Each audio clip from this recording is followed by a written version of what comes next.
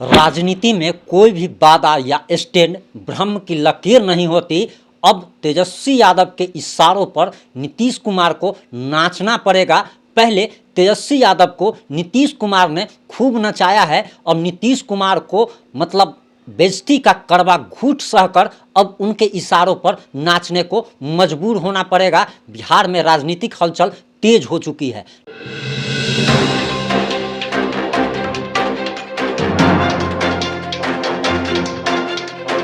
नमस्कार, मैं प्रिंस कुमार सिंह और आप देख रहे हैं पॉजिटिव इंडिया। दरअसल आपको बताते चले कि 12 जून को जो विपक्षी दलों की पटना में जो बैठक जो आयोजित थी वो कैंसिल हो गई थी। अब ये खबर आ रही है कि अब ये बैठक 23 जून को होने जा रही है और पटना में ही होगी। वहीं आपको बताते चले कि नीतीश कुमार के क्रेडिबिलिटी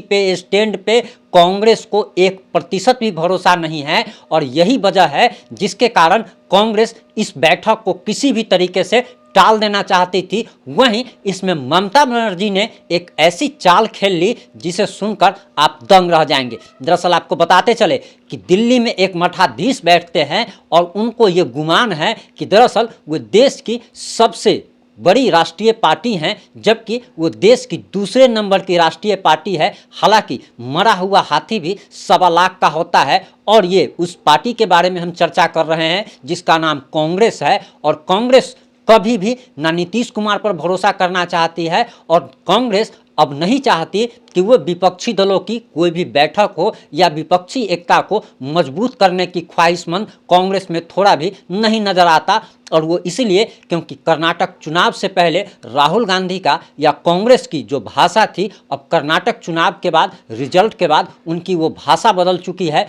और उनको लगने लगा है कि वो देश में अकेले अपने दम पर चुनाव लड़ सकते हैं। वहीं आप सभी जानते हैं कि कांग्रेस का और ममता बनर्जी का रिश्ता 36 के आंकड़ा जैसा है। और दरअसल ममता बनर्जी बिहार की धरती पटना में विपक्षी दलों की बैठक इसलिए आयोजित करवाना चाहती थी और उन्होंने कहा भी था कि विपक्षी दलों की बैठक जयप्रकाश नारायण की भूमि बिहार में होनी चाहिए। दरअसल वो बैठक बिहार में नहीं कराना चाहती थी बल्कि वे दिल्ली की उस मठाधीश को नीचा दिखाना चाहती थी और इस चाल को नीतीश कुमार समझ नहीं पाए। दरअसल ममता बनर्जी चाहती थी कि दिल्ली से एक परिवार जो शासन कर रहा है, वो जो मतलब अपना जो चला रहा है, उसे दिल्ली से पटना आना पड़े और उसे नीचा झुकाना चाहती थी। ये चाल नीतीश कुमार समझ नहीं पाए और नीतीश कुमार को लगा कि ममता दीदी उनके साथ है, जबकि ममता बनर्जी और कांग्रेस का रिश्ता जो है वो एकदम ननद भौजाई वाला रिश्ता है जिसमें कभी भी बनने वाला नहीं है। वहीं आपको बताते चले कि अब सभी को ये समझ आ चुका है कि विपक्षी एकता कभी भी मजबूत नहीं हो सकती। और अरविंद केजरीवाल का ये पार्टी का ये बयान कि अरविंद केजरीवाल के महासचिव का एक बयान आता है कि वे अपनी शर्तों पर अगला लोकसभा चुनाव लड़ेंगे।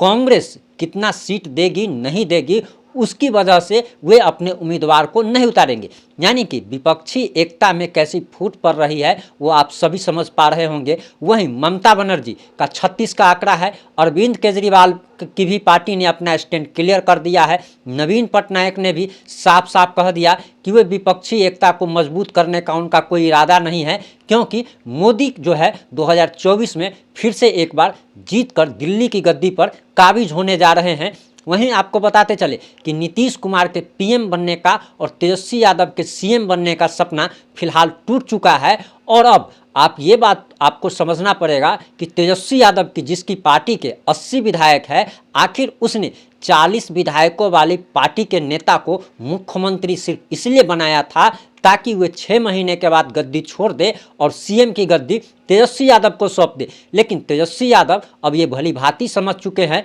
और ये बात नीतीश कुमार को भी समझ आ चुकी है कि विपक्षी एकता मजबूत होने वाली नहीं है। और सबसे बड़ी बात, कांग्रेस जो देश की दूसरी सबसे बड़ी राष्ट्रीय पार्टी है, ये नीतीश कुमार के नाम पे चेहरे पे कभी तैयार नहीं होने वाली है, क्योंकि नीतीश कुमार पर कांग्रेस को थोड़ा भी भरोसा नहीं है कि ये कब पलटी मार जाएंगे। और इनका कहा जाता है कि आपका इतिहास भूगोल जो है आने वाला फ्यूचर को तय करता है और वही नीतीश कुमार का इतिहास और भूगोल जो है उनके फ्यूचर को बिगाड़ रहा है।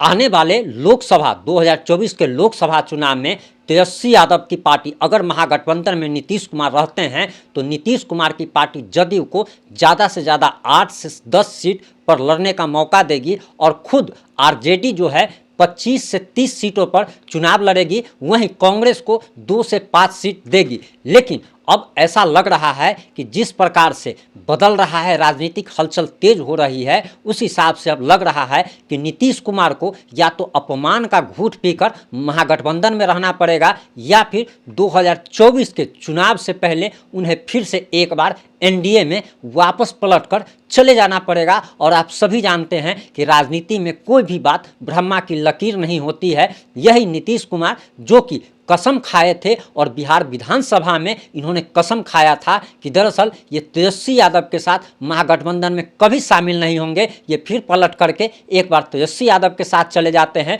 वही नीतीश कुमार जब महागठबंधन में थे तो इन्होंने कहा था कि मैं मिट्टी में मिल जाऊंगा, मैं मिट्टी में मिल जाऊंगा, लेकिन भाजपा के साथ कभी नहीं जाऊंगा। लेकिन कुछ महीने बाद ही ये पलटकर भाजपा में चले गए थे। इसलिए कहा जाता है कि राजनीति में ना तो कोई शुचिता होती है, ना कोई इज्जत होती है, ना कोई मान प्रतिष्ठा होती है। राजनीति में सिर्फ और सिर्फ अपना स्वार्थ देखा जाता है और ये देखा जाता है कि किसके साथ रहने से क्या फ़ायदा है, और ये फायदे की पॉलिटिक्स होती है, कुर्सी की पॉलिटिक्स होती है। और नीतीश कुमार इसके माहिर खिलाड़ी हैं। और ऐसे ही उनके ही राष्ट्रीय अध्यक्ष ललन सिंह ने ये नहीं कहा था कि दरअसल नीतीश कुमार के पेट में भी दांत है, और कहा तो यहाँ तक जा रहा है कि दरअसल नीतीश कुमार 2024 के चुनाव से पहले, लोकसभा चुनाव से पहले फिर से एनडीए में शामिल हो जाएंगे। और वे एक रणनीति के तहत महागठबंधन में शामिल हुए थे ताकि वे तेजस्वी यादव को कमज़ोर कर सके, क्योंकि उन्हें सबसे बड़ा दुश्मन अगर कोई नज़र आता है तो तेजस्वी यादव। और कहा भी गया है कि अगर दुश्मन को अगर मारना हो तो उसको सट करके मारना पड़ता है, और अगर आप सटा करके मारते हैं तो उसके बचने की उम्मीद 1% भी नहीं होती है। वे तेजस्वी यादव को जड़ से खत्म करना चाहते थे। और दरअसल आपको बताते चले कि 2024 से अगर पहले अगर नीतीश कुमार अगर नहीं मिलते तो जिस प्रकार से तेजस्वी यादव ने युवा बिहार का, युवा सरकार का और युवा जोश का जो नारा दिया था, तेज रफ्तार तेजस्वी सरकार, उसका पता लोगों को नहीं चल पाता। और इसीलिए नीतीश कुमार तेजस्वी यादव के साथ गए थे, क्योंकि तेजस्वी यादव जब विपक्ष में थे तो इन्होंने कहा था कि हम पहले, जब भी हमारी सरकार बनेगी, हम कैबिनेट की पहली मीटिंग में कलम से 10 लाख लोगों को नौकरी देंगे, फलाना फैसले लेंगे, चिलाना फैसले लेंगे। यानी कि इन्होंने वादों की जो झड़ी लगाई थी, और दरअसल लोग इन पर जिस तरीके से भरोसा कर रहे थे, बिहार के लोगों को तेजस्वी यादव में एक नई उम्मीद दिख रही थी। और लोगों को लग रहा था कि ये लालू प्रसाद यादव से कुछ हटकर ये एक नया जोश है इनमें, और ये कुछ नया करेंगे। और ये लालू यादव की राजनीति जो थी, मैं समीकरण में जो सिमटी हुई थी, अब Tejashwi Yadav A to Z की राजनीति करेंगे।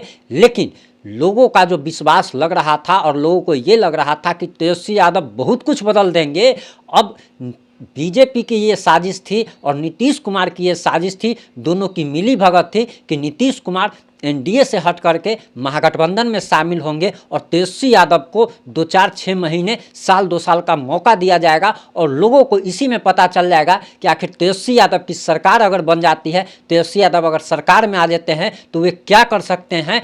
क्योंकि अगर चुनाव से पहले अगर तेजस्वी यादव सरकार में नहीं आते तो तेजस्वी यादव की असलियत जनता को पता नहीं चल पाती, और तेजस्वी यादव को जड़ से मिटाने की ये साजिश जो है नीतीश कुमार ने रची थी, और इसके साथ भाजपा भी शामिल थी। ऐसा सूत्रों से जो मिल रही जानकारी है उसके अनुसार हम आपको बता रहे हैं। और तेजस्वी यादव को जड़ से खत्म करने की जो तैयारी थी उसमें बीजेपी और नीतीश कुमार दोनों कामयाब हो चुके हैं। लोगों के सामने तेजस्वी यादव का जो मुखौटा लगा हुआ था वो अब उतर चुका है, चाहे वो शिक्षक अभ्यर्थी हो या बहुत सारे लोग अब इनसे नाराज़ बताए जा रहे हैं। क्योंकि महागठबंधन की सरकार आने के बाद जिसका एग्ज़ाम लिया गया था, अब वो एग्ज़ाम भी कैंसिल कर दिया गया। आप सोच सकते हैं कि राज्य में बेरोजगारी दर पहले से ज़्यादा है और अब बेरोजगारी दर और ज़्यादा बढ़ती चली जा रही है। नहीं, गुंडागर्दी, अपहरण, हत्या, बलात्कार का एक दौर चल पड़ा है, और दिन में कम से कम 10 जिलों से हत्या, अपहरण, बलात्कार की खबरें आती रहती है। अपहरण, लूटपाट इतना ज़्यादा बढ़ गया है कि अभी आप बेगूसराय का ही कल जो सूचना आ रहा है कि बेगूसराय में पुलिस के सामने में लगातार फायरिंग होती रही और पुलिस वाले सिर्फ देखते रह गए। ये जंगल राज है और जंगल राज रिटर्न टू कैसे आ सकता है, ये दरअसल बीजेपी और नीतीश कुमार की साजिश थी ताकि ये जनता को चुनाव से पहले तेजस्वी यादव के चेहरे पे चढ़ा हुआ मुखौटा दिख सके। इस मुद्दे पर आपकी क्या राय है? अपनी अनमोल राय कमेंट बॉक्स में जरूर दे। जुड़े रहे हमारे साथ। जय हिंद, जय भारत, जय जय बिहार।